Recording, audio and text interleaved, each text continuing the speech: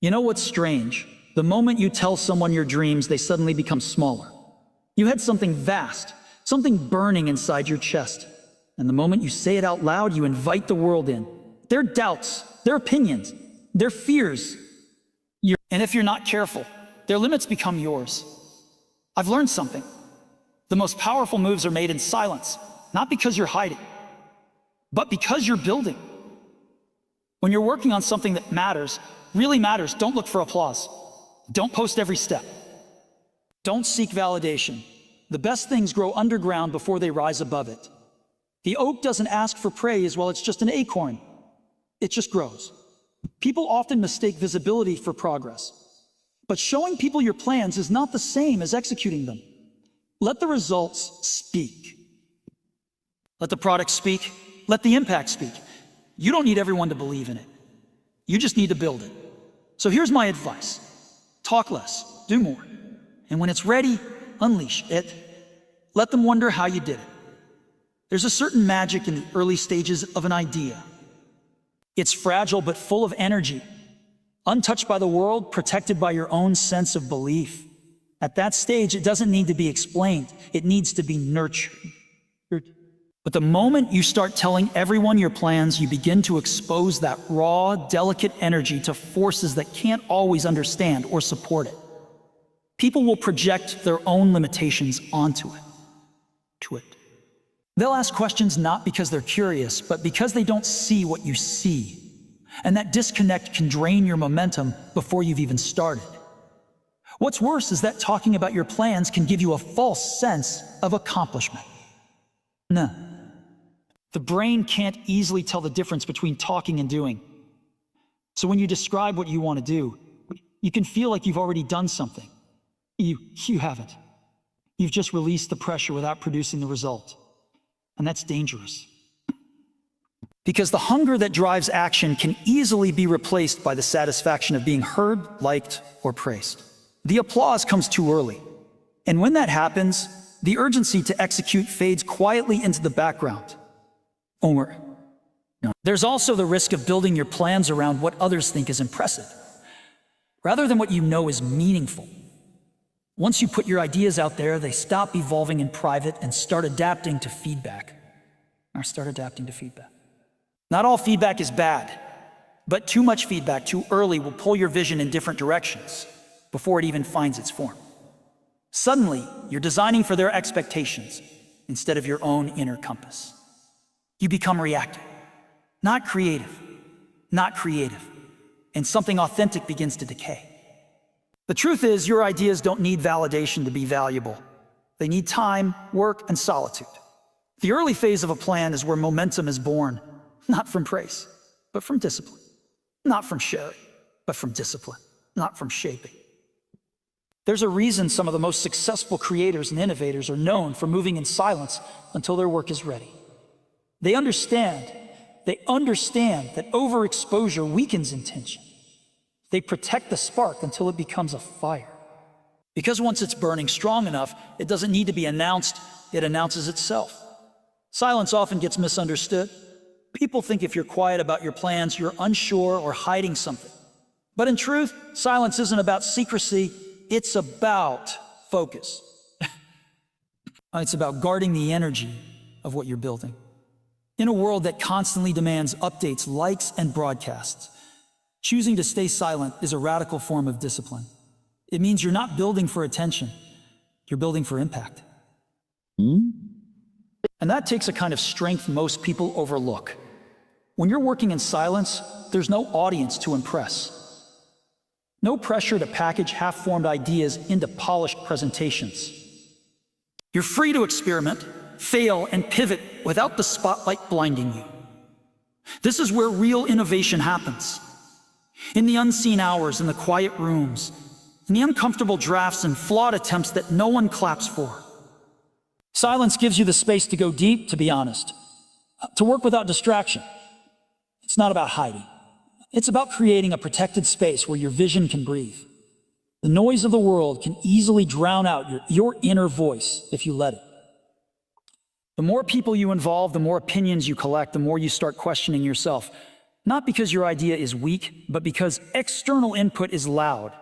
Strategy demands clarity, and clarity comes from stillness. The best decisions aren't made in a rush or under the glare of others. They're made in the moments when you're fully connected to the purpose behind your plan. Silence sharpens that connection. It helps you stay aligned with what you're really trying to do, not what looks impressive on the surface. Silence also builds suspense, and that has power. When you move without broadcasting every step, you give yourself the freedom to evolve without judgment. And when you finally release what you've been building, it lands with more weight. Why? Because it wasn't hyped, it was earned. People don't remember noise, they remember results. And silence used intentionally is not a void.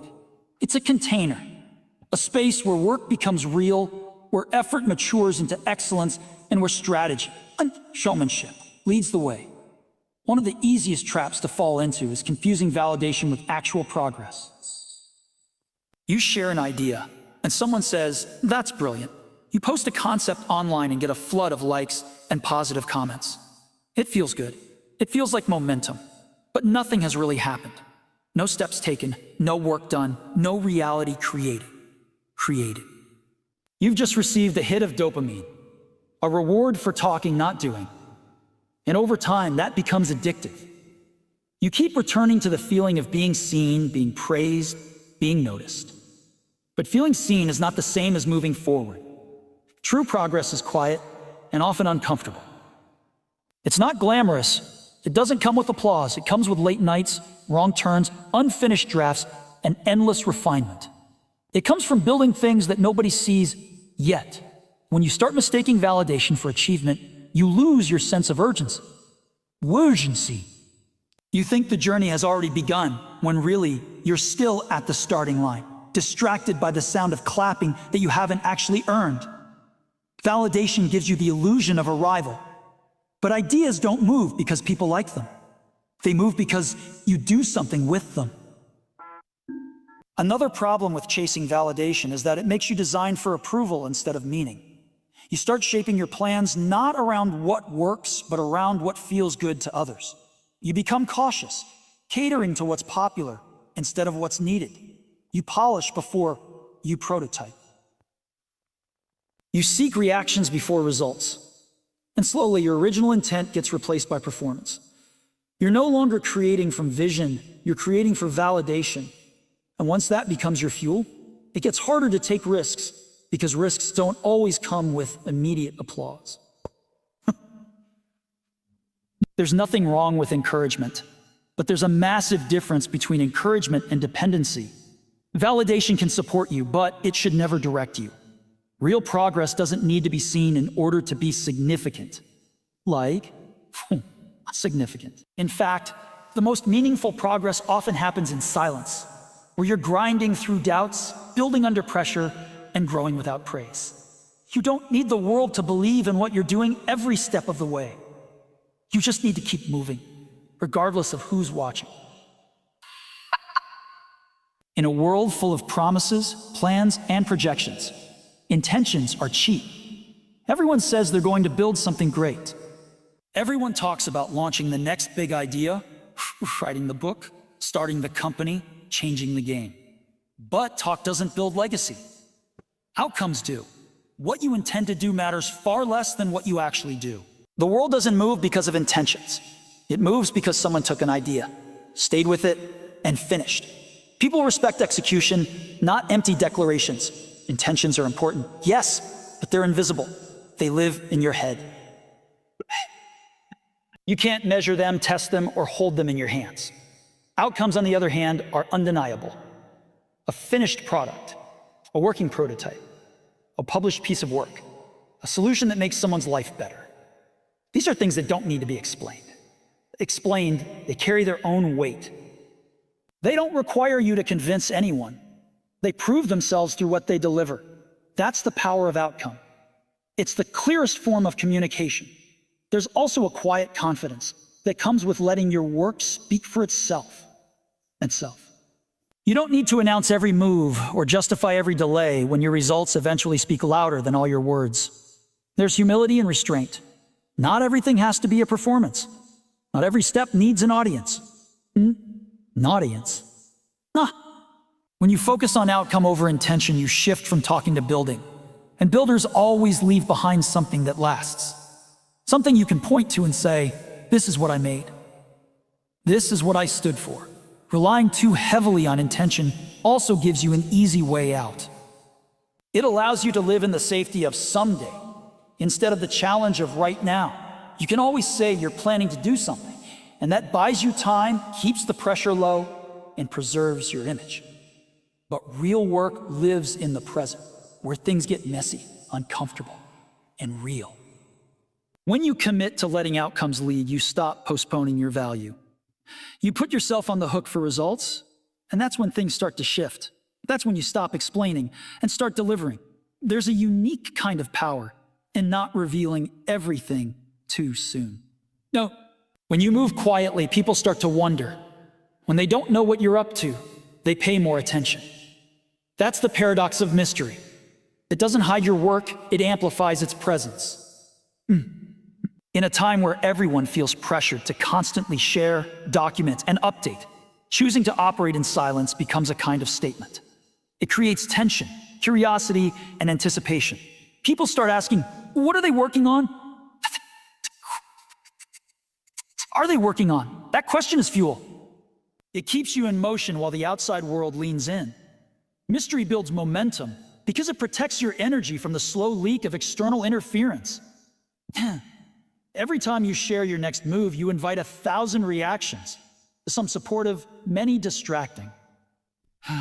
And whether we realize it or not, those reactions can alter our direction. They make us second guess, explain, justify. But when you keep the process quiet, you stay in control. You decide the pace, you set the terms. The less you explain, the more power you keep. Not because you're afraid, but because you're focused. The best creative work, the best innovations, often come from people who understand the rhythm of the reveal. They don't drop everything in public while it's still forming. They wait. They refine. They refine. They test in private so that when the work arrives, it speaks for itself. That moment, the unveiling, hits harder when no one saw it coming. It's not about drama. It's about discipline. You're not building a momentary buzz. You're building something real.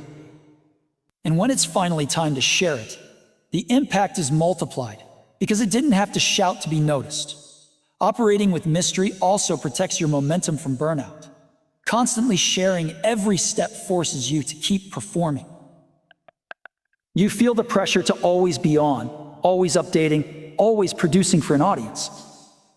That's not creation. It's performance art. But real progress needs space, solitude, and flow. When no one is watching, you can go deep. You can make bold decisions. You can take your time. And in that quiet space, momentum grows not from applause, but from consistency. Not from visibility, but from vision. So here's what I've learned, what I hope you'll carry with you. You don't need to announce everything you're building. You don't need the world to cheer for your plans. You need focus. You need time. You need to protect what matters until it's strong enough to stand on its own. It's so. Because in the end, no one remembers what you said you were going to do. They remember what you did. So build in silence. Move with purpose. Let the results speak for themselves. And when they finally see what you've created, let them realize you were never quiet, you were just working.